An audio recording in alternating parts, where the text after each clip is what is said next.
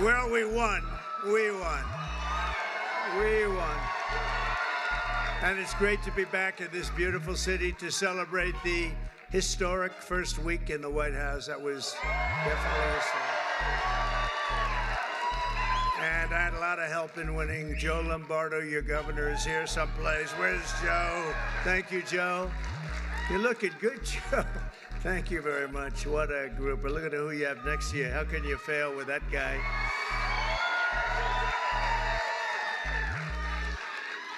Also, Lieutenant Governor Stavros Anthony. Stavros, thank you very much.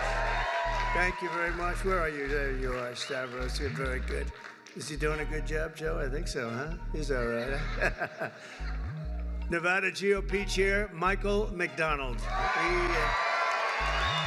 He did something which not a lot of people have been able to do, but I think Republicans are going to start winning the state. You know, typically they don't necessarily do so good. We did really well. We won in a landslide. That's really why I'm here, I must be honest with you. Republican National Committee woman, Sigal Chattah. Sigal, thank you, wherever you may be. Hi, Sigal, thank you very much. Republican National Committeeman, Jim DeGraffenreid. That's a hell of a beautiful name, but I know the name so long, it's easy to say. One of the greatest people, I'll tell you, a man who's done so damn well.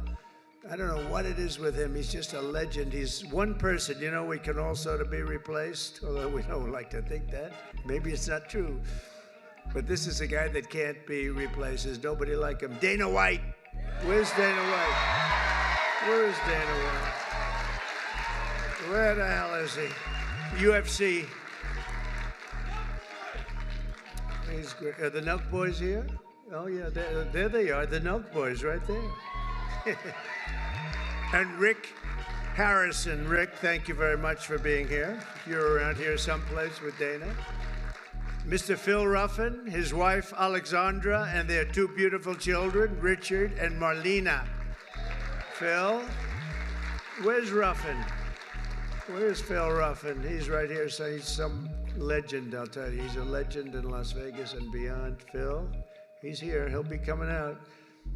Today we talk about how we're going to end the economic suffering and stagnation and disaster of the past 4 years and create the 4 greatest years in the history of our country. That's what's going to happen. That's what's going to happen.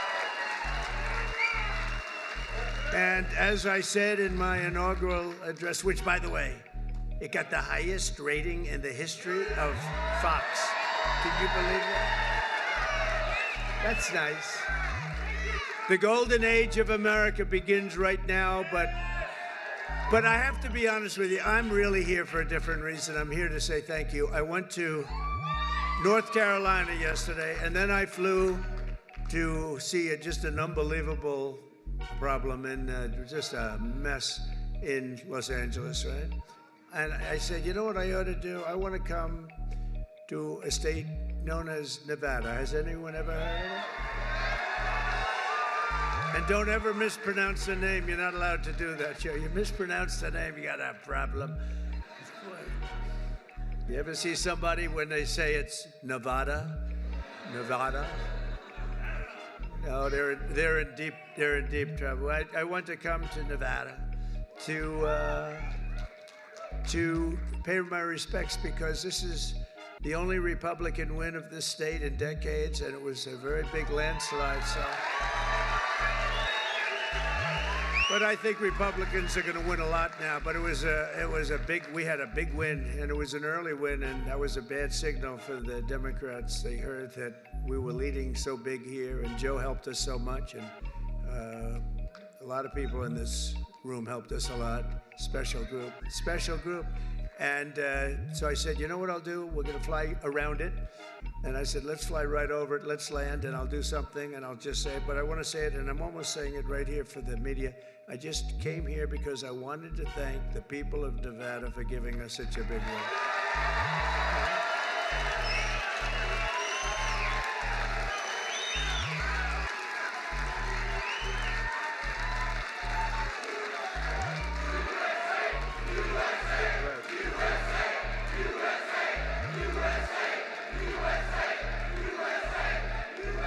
lot of great friends. I better not introduce them all. I'll be here all day. Under our leadership, we're going to defeat inflation, bring down prices. We're going to raise those wages. They're going to go up. They're going to go up. Put more money in your pocket, secure our borders, restore law and order to our cities, and we're going to make America great again. And for 4 long years, the last administration waged war on the American middle class and everybody else. They had a lot of wars. We had no wars when I left. We defeated ISIS, and we stayed out. Nobody wanted to mess with us. They had a lot of wars. We're trying to put them out. We'll get them put out. Don't worry, we'll get them put out. We were headed to World War III. I'm telling you, we would have had problems like you wouldn't believe. They shut down American energy, buried you in crippling regulation, imposed hidden taxes, and spent trillions and trillions of dollars on waste, corruption, and radical left lunacy. These were lunatics. The result was the most brutal inflation in a half a century, perhaps ever, in this country. I think ever. And soaring prices for food, groceries, and other household goods. The people of Nevada are now paying nearly $1,200 per month more to make ends meet since I left office. Think of that, $1,200 at least. But since I became the 47th president at noon on Monday, I've been moving with urgency and historic speed to fix every single calamity of the Biden administration that they've created. And this week alone, I took nearly 350 executive actions to reverse the horrible failures and betrayals that we inherited from a group of people that didn't know what the hell they were doing. What they've done to this country, especially the open borders, where they have, think of it, 21 million people came in. Many of them are criminals, murderers. Well, we're getting them out. You see it. You see it yesterday, first day. Our message could not be more clear. America's decline is over. American decline is over. We're laughed at all over the world. Now we're not laughed at anymore, I'll tell you. What the world witnessed this week is nothing less than a revolution of wealth creation for everyone and also common sense. It's about common sense. It really is. We're the party of common sense. On day one, I directed every member of my cabinet to, and by the way, Pete Hegseth got approved.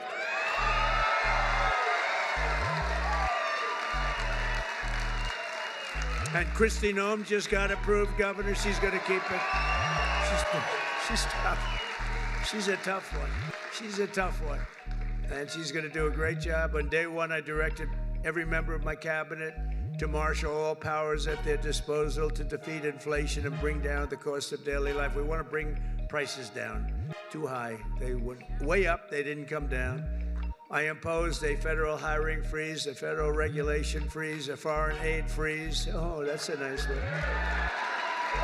And I created the new Department of Government Efficiency, and we're going to have a lot of good people. We're going to get Elon Musk to get involved in that a little bit. He already is. People like him. I terminated the ridiculous and incredibly wasteful Green New Scam.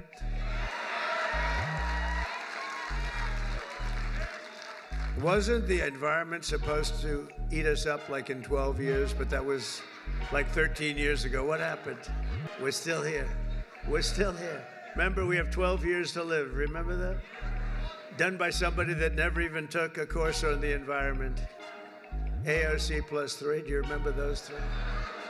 They were telling us about the environment. AOC plus 3. This action alone will save hundreds of billions of dollars of American taxpayers' money. I withdrew from the one-sided Paris Climate Accord. And I canceled the insane and costly electric vehicle mandate,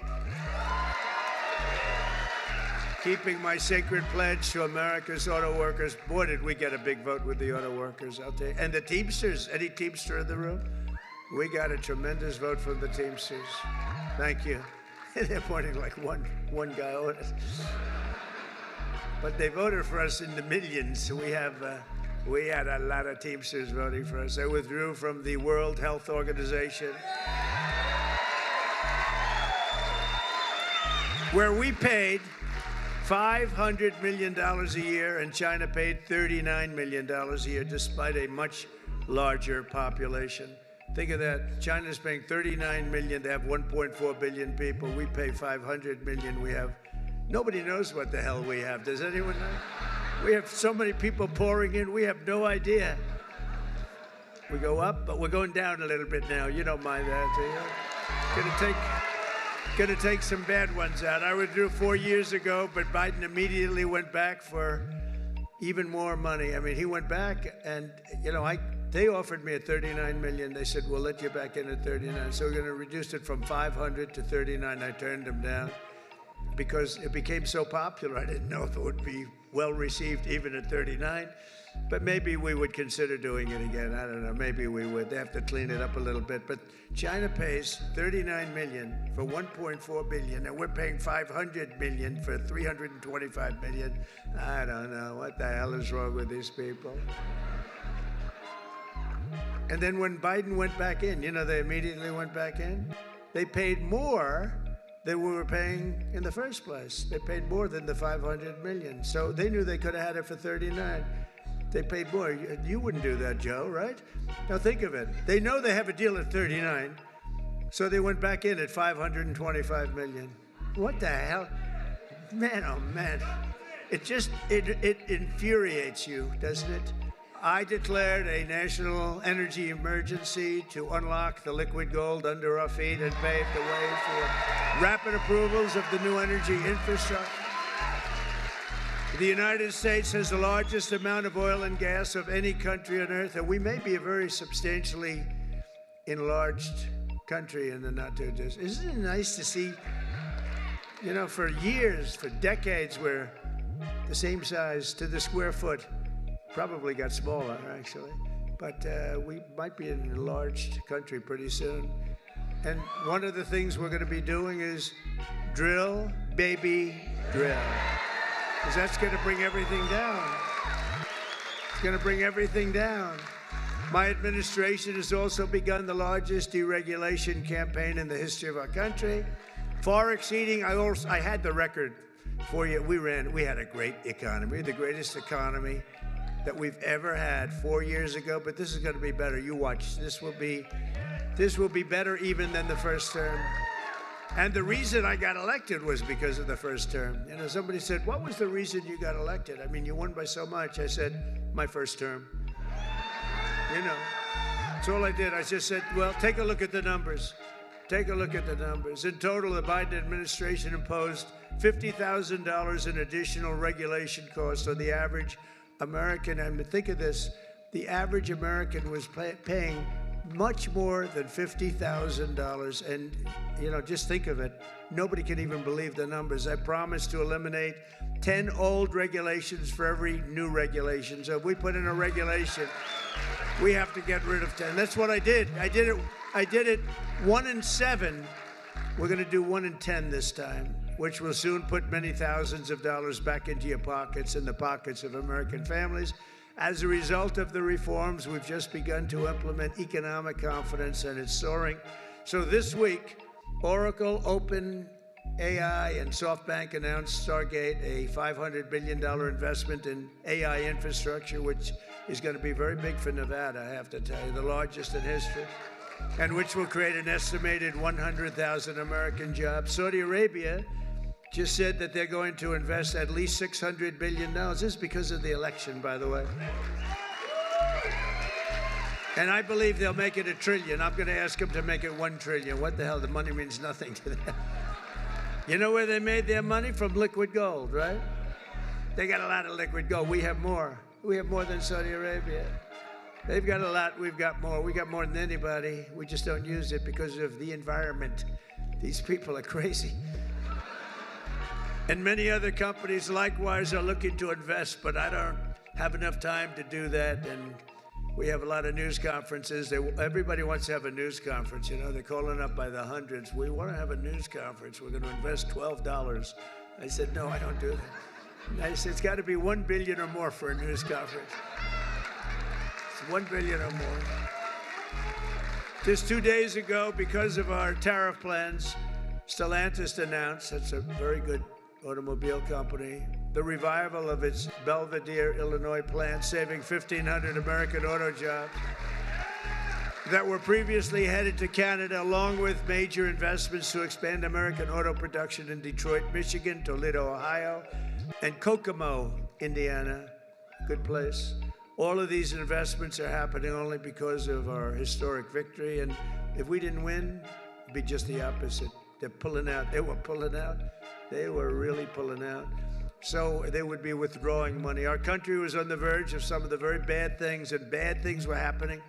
And now there's light not only over America. I've heard it from even our enemies. They call up and they say, "Sir, we hate you. We do hate you, but there's light over the world right now." They hate me. Some of them hate me. If they liked me, you got a problem, right? They like Sleepy Joe. What's not to like? You know, they'd call up. It's funny. I was told today by one of the big leaders of the world, would call for a telephone call with the President of the United States a year ago. And they'd say, "We'd like to speak with," who is this? It's the head of Germany, the head of, it's, name it, the head of France, the name of any country, it didn't matter. He would never pick up the call. They'd say, "He'll call you back in 2 months." 2 months. He has his schedule. He's extremely busy sleeping. No. Macron of France, he'll call you back in 2 months. So 2 months comes along and there's no call. They say, "He didn't call." The stories are, I mean, these stories are not very exaggerated. I want to tell you, they're a little bit for laughter, but you know, it's only for laughter. The fake news will say, "Oh, he exaggerated. It was only 1 month, you know." But he'll say he'll call you back, and then he'd never call, and then they could never get him on the phone. And the problem I have is that when I speak to and I speak to them immediately, they'll say, "Could we speak to the president? Would that be possible? We could do it anytime over the next month." They're so used to this, right? I say, "No, I'll pick it up right now." Is he on the phone? "Yeah, hello, how you doing?" That's what, you know, get it over with, right? Get it over with. The only problem, they were so starved for love from the United States, I cannot get them off the phone. I can't get people, if you can't, I say, "I have to go now, King," or "I have to go now, President." But you can't get them off the phone. They're starved for love. You know, for years they haven't spoken. They didn't even know we had a president, if you want to know. But under our leadership, America is back open for business, and it's really a big deal. It's really a big deal. And they have, though. They said, you know, there's like a light all over the world now. It's not just here. We feel a light over our country. Everyone does. But there's a light all over the world. We've accomplished more in 1 week than other administrations have accomplished in 4 years, and we're just getting started. We got rid of the woke. We got rid of the woke crap. What a lot of stuff.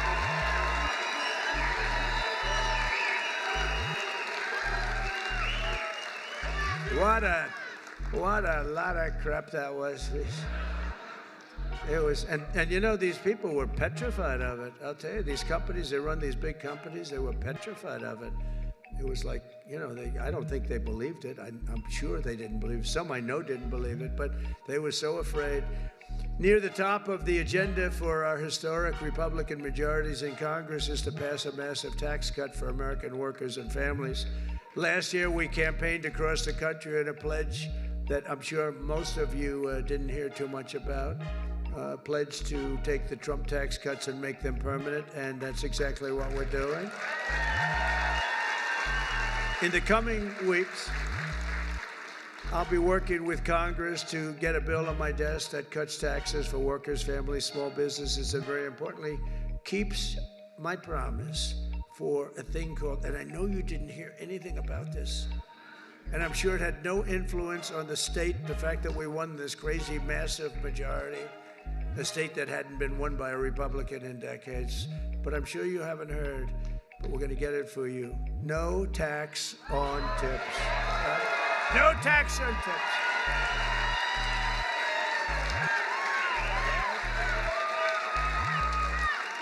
So if you're a restaurant worker, a server, a valet, a bellhop, a bartender, or one of my caddies, I go through caddies like candy. If I play badly, I always blame my caddy. Or any other worker who relies on tipped income, your tips will be 100% yours. Won't that be nice? Joe, Governor, do you think that had an impact on the election? You do? Like what, a half a point?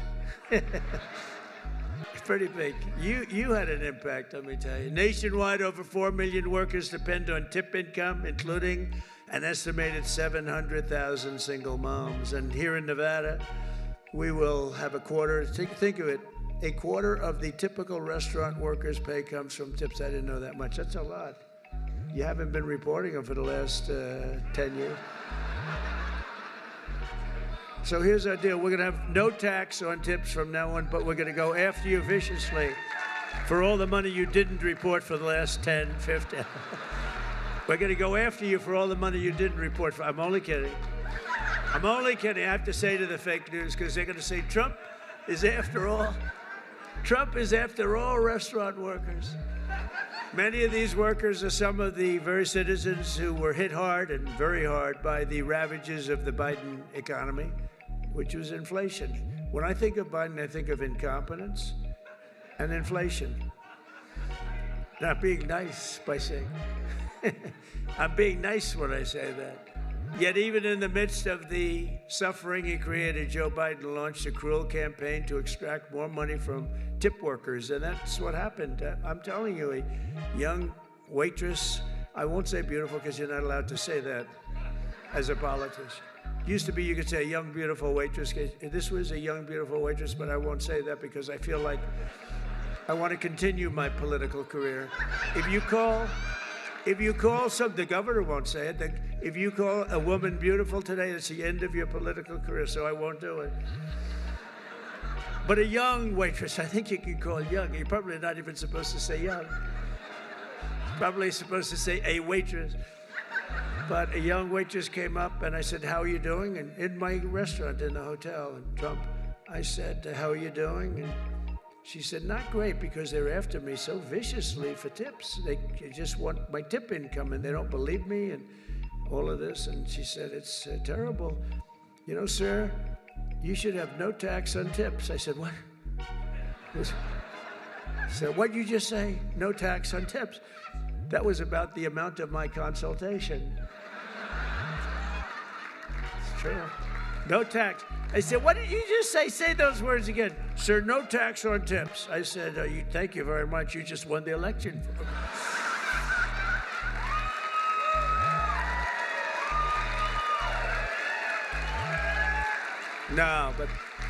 No, we did research into it. I think it's going to be great. But under the Trump administration, the forgotten men and women of our country are going to be forgotten no longer. You know that. They weren't forgotten 4 years ago. On day one, I immediately halted the hiring of any new IRS agents. You know, they hired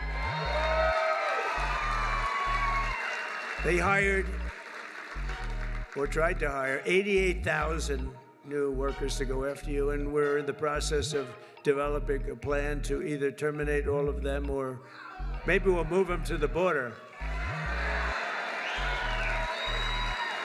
I think we're going to move them to the border. Well, they're allowed to carry guns. You know, they're so strong on guns. But these people are allowed to carry guns, so we'll probably move them to the border. Yeah. She said no tax on it. How about just no tax? You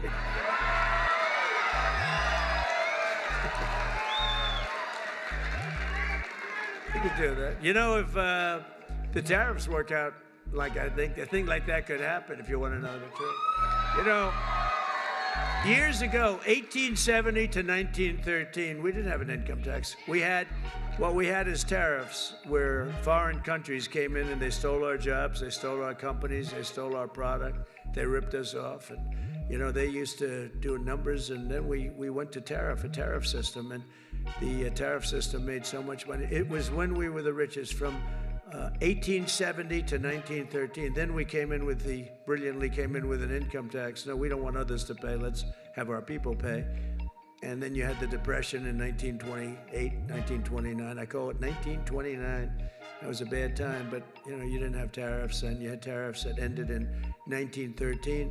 But it was the richest our country ever was. That was President McKinley. In fact, we're renaming the mountain, Mount McKinley in Alaska.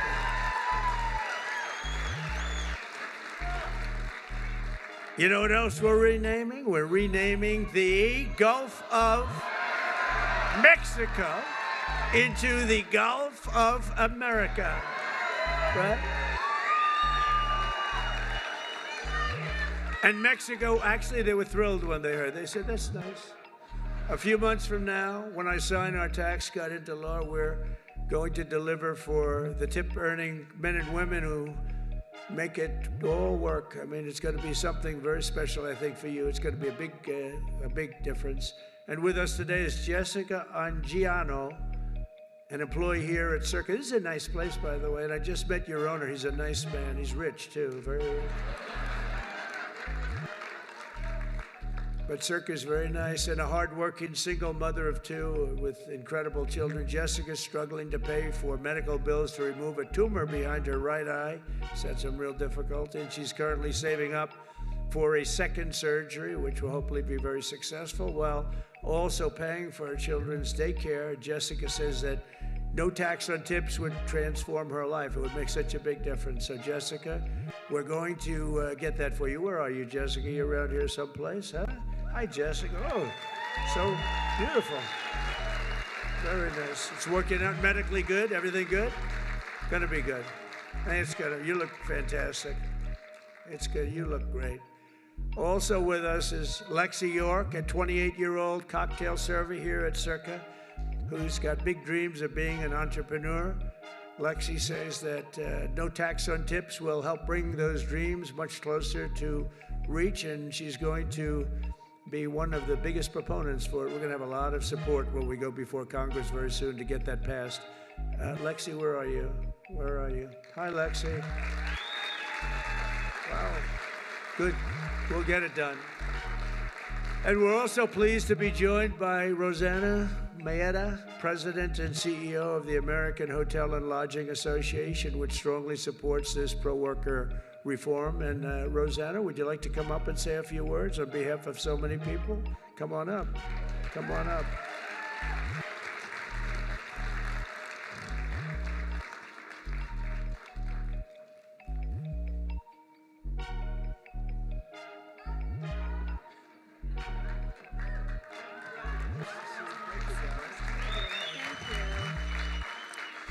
Hello, Mr. President. On behalf of the American Hotel and Lodging Association, I'm so honored to be here today.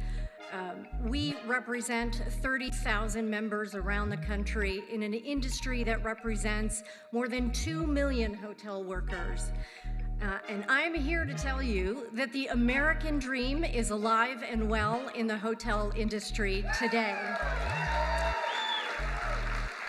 It is still one of the few places where you can have and grow your career, starting a job as a housekeeper or a dishwasher or bellhop, to running a hotel, to owning a hotel or a few, and to even becoming the CEO of a global brand or President of the United States.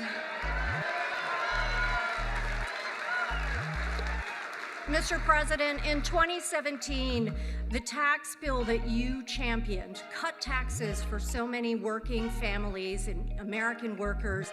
It helped small businesses, hotel owners in our country who make up the majority of the industry reinvest in the economy, spurring jobs and growing and strengthening the economy. And the no tax on tips builds on that momentum, and so we're so excited to support you in that effort. That's why we're here today. We stand with you to urge Congress to pass this proposal so that more than the 800,000 hotel workers who benefit from these from tips, many who are here in the room today, representing all types of jobs, from restaurant workers to housekeepers to bellhops and so many others, can take home more of the pay that they earn every day. So thank you for having us and for promoting this proposal.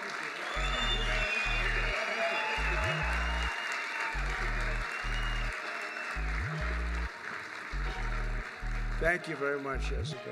Great. After 4 long years, and these were long years of a government that always put you last. They put America last, they put you last, they put everybody last that was associated with us. You once again have a president who's putting our workers first, putting our families first, and above all, putting America first. And we're going to keep America first, and you see it.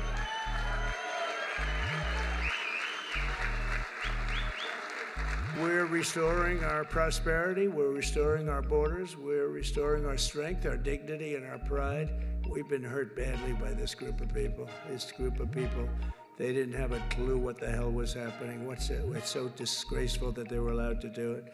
But quite honestly, we're restoring our country. Within hours of taking the oath of office, I declared a national emergency at our southern border. I sent active duty troops to the border to help repel the invasion. Tom Homan is leading the charge, you know that. We like Tom Homan, right? Doing a great job. We immediately halted all illegal entry and began sending every border trespasser and violator back to the places from which they came. I signed an order that will designate the cartels as foreign terrorist organizations. It's a big deal. That's a big deal. Biden didn't want to do that. No, I don't want to do that. Biden didn't know he was alive. He didn't want to do it. He didn't want to do that. I always wanted to do it, you know? I mean, think of it. Is that a terrorist organization or what? And we began to leverage the full and immense power of federal government and state government and enforcement to eliminate the presence of all foreign gangs and criminal networks bringing devastating crime to American soil. And we don't allow people to enter our country and to dump their prisons into the United States of America anymore. When we see that, our people are instructed to do whatever they have to do. They can do whatever the hell they want to do. Throughout this week, the heroes of ICE have been hunting down and arresting hundreds of illegal alien criminals.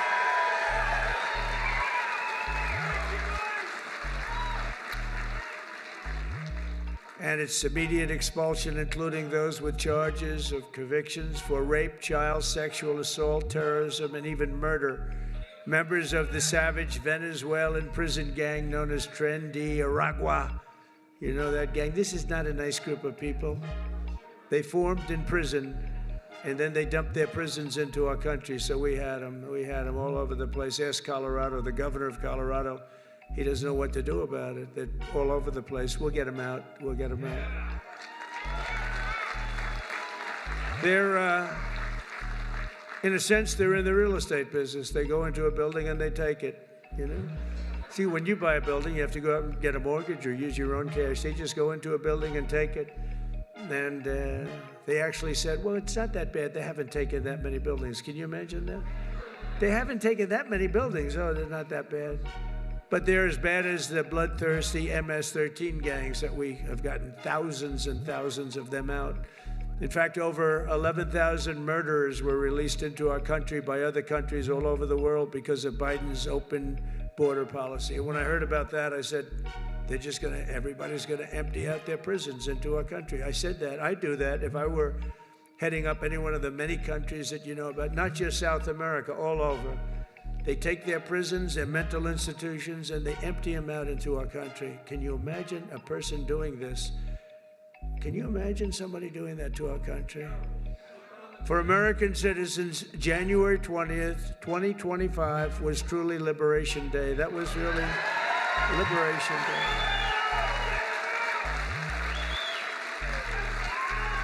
This week, I also signed an order to end the weaponization of our government against American people and political people like me. We never had a thing like that. He went after his political opponent. Who would have thought he helped me? I think he helped me get elected, Joe. You want to know the truth? I became much more popular. I'm the only guy that ever became more popular when something like that happened. But these guys were just so inept. We had the guy deranged, Jack Smith, deranged. He was a deranged human being. But they thought this way Biden could sneak by and he could win an election, another cheating in another election. That's what it was. But we won. We won. You think that was fun? You think that was easy? It wasn't fun. And investigate all of the abuses of power. I pardoned hundreds of political prisoners who had been viciously persecuted by the Biden regime. Hundreds of people were persecuted, including Christians, pro-life activists, 2 Washington, D.C. police officers just yesterday, whose lives were destroyed from chasing down a dangerous illegal alien criminal. And of course, I was very proud to pardon the J6 hostages. Once and for all, I stopped government censorship and we brought back free speech in America. We brought it back. We did more in this last week. People can't even believe it. I also signed an order to declassify and publish all remaining files related to the assassinations of President John F. Kennedy, Robert Kennedy, and Martin Luther King Jr. I signed an order that will end all of the lawless diversity, equity, and inclusion nonsense all across the government and the private sector. We abolished 60 years of prejudice and hatred with the signing of one order, all approved by the United States Supreme Court. We're allowed to do it because we are now in a merit-based world.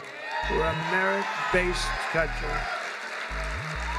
Did you ever think you were going to hear that again? It's based on merit. If you've got the talent, if you've got the work, the ethic, the whole thing, it's based now on, it's not based on any other thing, it's based on merit, it's based on your capability. The United States has now become, again, a meritocracy. Isn't that a beautiful word, a meritocracy? Based on merit. If you do your job well, you're going to go places. And I made it the official policy of the United States government that there are only 2 genders, male and female. Male and female.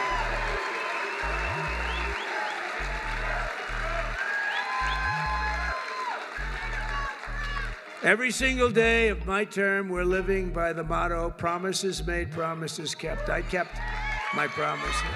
It's why we won. It really is why we won. We won because of the past 4 years. We won because of that. But this is going to blow it away.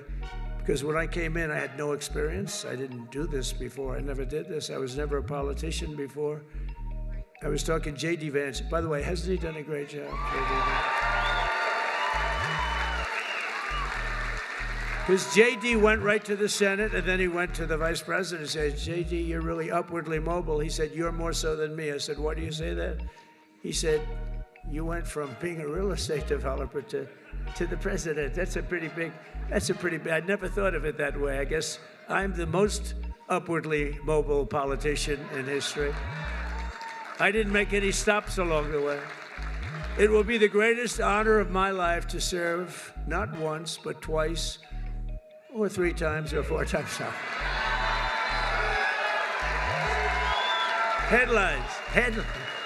Headlines from the fake news. No, it will be to serve twice. For the next 4 years, I will not rest, I will not yield, and together we will not fail. We will win, win, win. We will bring back the American dream. We're going to bring it back. You know, in recent years, our nation has suffered greatly, but we are going to make it great again, greater than ever before. We'll be a nation like no other, full of compassion, courage, and exceptionalism. That's what we're doing, and that's what it's all about. And you see that. I think you see it more in the last week than you've seen it in years. And I walked up the stairs of that massive plane that's waiting for me, that big 747, and I said, there's no way I'm going to let myself fall, because that was one hell of a... That triple fall was a disaster. I would call that a political disaster. You can fall once, you can fall twice, but you can't fall 3 times. You can't fall 3 times. What a disaster. I've used that in every ad I think I ever did. Our power will stop all wars and bring new spirit of unity to a world that's been angry, violent, and very unpredictable. America will be respected again and admired again, including by the people of religion, faith, and goodwill. We're bringing back religion in this country. We will be prosperous. We will be free. We will be bigger, bolder, and more ambitious than ever before. And together we will make America powerful again. Make America wealthy again. Make America healthy again. We will make America strong again. Make America proud again. We're going to make America safe again. And we will make America great again. Thank you very much.